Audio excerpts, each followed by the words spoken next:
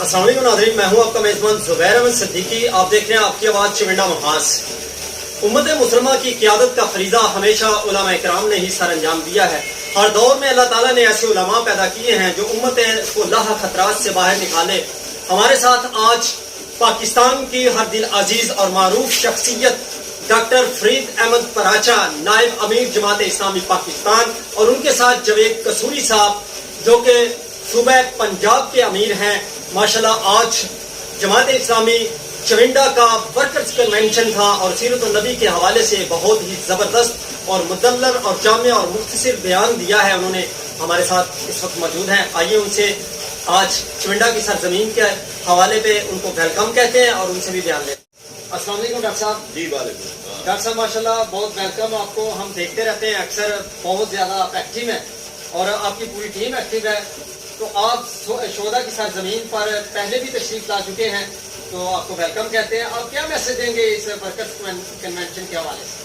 جی بسم اللہ الرحمن الرحیم۔ میں زبیر صاحب، چونڈا خود ایک تاریخ ہے، تاریخ ساز قصبہ ہے، جہاں پاکستان اور انڈیا کے درمیان 65 کی جنگ کا ایک بہت بڑا محاذ تھا کہ جو دنیا بھر کے اندر معروف ہوا، اور اسی طرح 1974 کی تحریک ختم نبوت بہت ہی یادگار تھی۔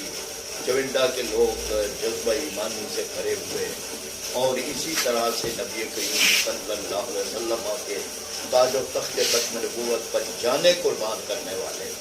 تو میں یہ سمجھتا ہوں کہ یہاں کا نوجوان ہے وہ بڑا متحرک ہے، پاکستان کے لیے کچھ کرنا چاہتا ہے، اسلام کا جذبہ اس کے دل میں ہے۔ جے آئی یوتھ نے جو آج ایک کنونشن کیا، یہاں بڑی تعداد ہے، باوجود اس کے کہ ایک میچ بھی ہو رہا تھا، بڑی تعداد نوجوانوں کی تھی، اور اس میں انہوں نے جو عزم کیا ہے وہ یہ ہے کہ یہ روایتی سیاستدانوں نے تباہ کر دیا ہے ہمارے ملک کو، کھوکھلا ہو گیا، معیشت تباہ ہو گئی ہے، غریب زندہ درگور ہو گیا ہے، مہنگائیاں بڑھ رہی ہیں، غربتیں بڑھ رہی ہیں، کرپشنیں بڑھ رہی ہیں، دنیا ترقی کر رہی ہے، ہم تنزل پہ جا رہے ہیں۔ اس لیے یہاں کے نوجوانوں نے، اور یہ پورے ملک کے نوجوانوں کا عزم ہے، یہاں کے نوجوانوں نے یہ عزم کیا ہے کہ 30 اکتوبر کو مینار پاکستان پہ جو ایک بہت بڑا یوتھ کنونشن ہو رہا ہے یوتھ لیڈرز کا، اس کے اندر بھی شریک ہوں گے، اور جو تحریک ہم آپ اٹھا رہے ہیں کہ صحیح وہ نمائندے کو ووٹ دو، بدماشوں سے، چوروں سے، ڈاکوؤں سے، اچکوں سے سیاست کو آزاد کرواؤ، تو اس میں بھی یہاں کا نوجوان انشاءاللہ تعالیٰ اس نے اس عزم کا اظہار کیا ہے کہ بھرپور حصہ لیں۔ ڈاکٹر صاحب ماشاءاللہ بڑا سودی نظام میں آپ کا بڑا رول ہے، ابھی تک یہ نظام کیوں نہیں ختم کر رہے حکمران، کیا وجہ ہے؟ لیکن سودی نظام کا خاتمہ یہ قرآن کا فیصلہ ہے۔ یہ نبی کریم صلی اللہ علیہ وسلم نے آخری خطبہ دیتے ہوئے آپ صلی اللہ علیہ وسلم نے اعلان کر دیا کہ یہ سود، سارے سود آج میرے قدموں تلے ہیں، اور میں اپنے خاندان کا سود سب سے پہلے معاف کرتا ہوں، اپنے چچا کا۔ تو گویا کہ یہ سودی نظام جو ہے یہ مسلمانوں کے ملکوں میں ہونے کا مطلب، یہ مسلمانوں کے ملکوں میں ہونے کا مطلب ہے خود نعوذ باللہ قرآن پاک کی اہانت ہے، اور نبی کریم صلی اللہ علیہ وسلم کو دل آزاری ہے کہ ہم سودی نظام قدم قدم پہ بینک کھلے ہوئے ہیں، اور ہمارے حکمران یہ سود خوری کو سمجھتے ہیں کہ اس سے ہم معیشت مستحکم کر لیں گے۔ قرآن کا یہ فیصلہ ہے کہ وَمَنْ أَعْرَضَ عَنْ ذِكْرِي فَإِنَّ لَهُ مَعِيشَةً ضَنكًا، جو میرا حکم نہیں مانیں گے، یعنی اللہ کا حکم نہیں مانیں گے، ان کی معیشت تنگ کر دیں گے۔ ہماری معیشت تنگ ہے، قرضوں پہ چل رہے ہیں، کچکولے گدائی لے کے پھر رہے ہیں، IMF سے بھیک مانگ رہے ہیں، ہر حکومت فخر کرتی ہے جی میرا طے ہو گیا، یعنی کیا طے ہو گیا؟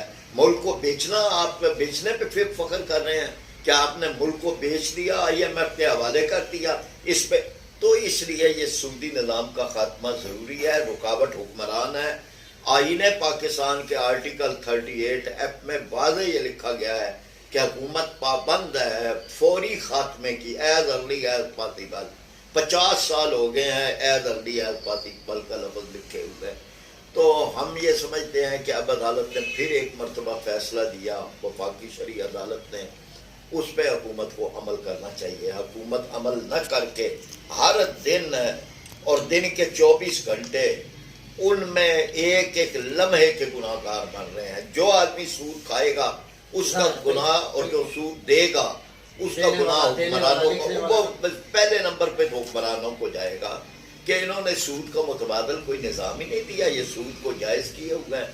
تو جماعت اسلامی نے طے کیا ہے، باقی بھی تنظیم اسلامی، باقی جماعتیں ہمارے ساتھ ہیں کہ ہم انشاءاللہ تعالی سود کے خاتمے کی تحریک کو اس کے منطقی انجام تک پہنچائیں گے اور حکمرانوں کو مجبور کریں گے کہ وہ سپریم کورٹ سے اپیلیں واپس لیں اور عدالت کے فیصلے پر عمل درآمد کریں. کیا ڈاکٹر صاحب آپ سمجھتے ہیں اس چیز کو کہ عمران خان نے ابھی یہ 6 سیٹیں پہ الیکشن لڑ کے پھر نااہلی کا بھی آپ کو پتہ ہے فیصلہ آ چکا ہے، اور آپ کیا آگے نئے جو الیکشن ہوں گے اس میں ان کے ساتھ کوئی لحاق کریں گے کہ یا؟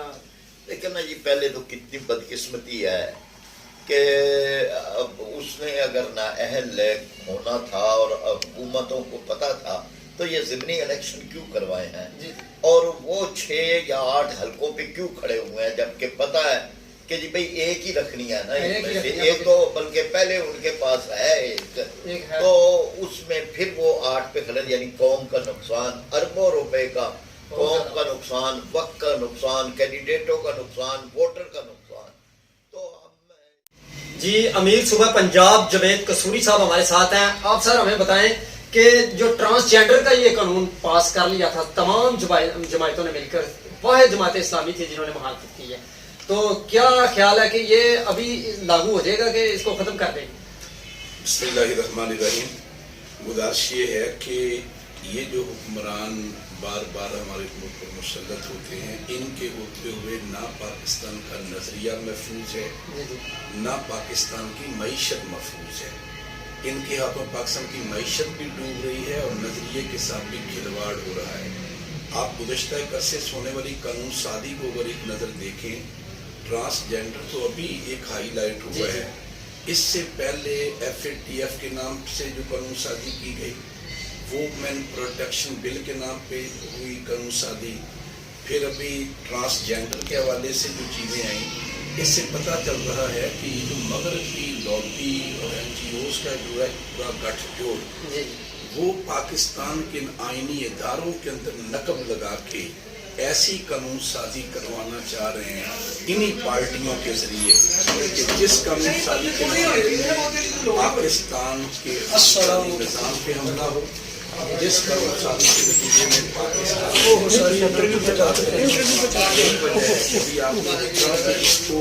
جماعت اسلامی کے لوگوں نے ایکسپوز کیا، مشتاق احمد صاحب نے سینٹ میں، عبدالقادر صاحب نے قومی اسمبلی میں.